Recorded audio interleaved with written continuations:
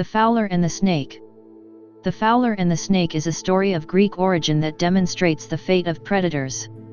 It was counted as one of Aesop's fables and is numbered 115 in the Perry Index. There are two Greek sources for this fable, giving conflicting interpretations. One describes how a fowler is so intent on preparing his bird snares that he treads on a snake and dies from its bite. This story, we are assured, shows that when people plot against their neighbors, they fall victim to the same sort of plot themselves. The sentiment is common in the early fables. The alternative story of the crow and the snake comes to the same conclusion. However, the basic situation is transposed by the 2nd century BCE poet, Antipater of Sidon, in a poem collected in the Greek anthology.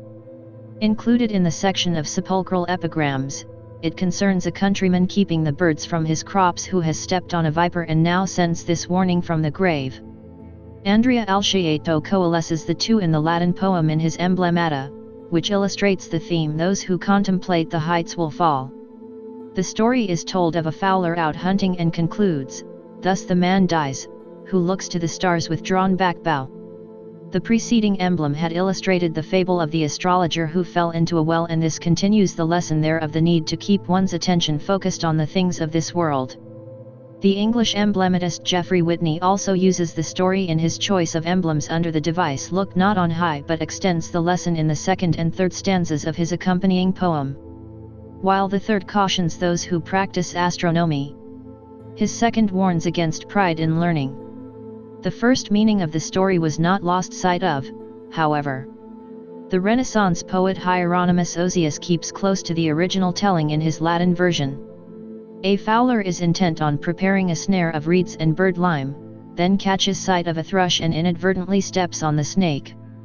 He dies in the knowledge that killer hunters will die through the agency of others that hunt to kill. English tellings, such as those of Roger Lestrange and Samuel Croxall, speak of the ways of Providence. Illustrations of the fable show a wider variety of bird-catching methods than the text, including setting up nets, using a bow and arrow, or even a fowling piece.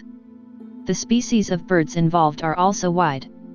Antipater mentions starlings and cranes, Alciato thrushes, larks and cranes, Lestrange has a pigeon and Croxall a ring dove.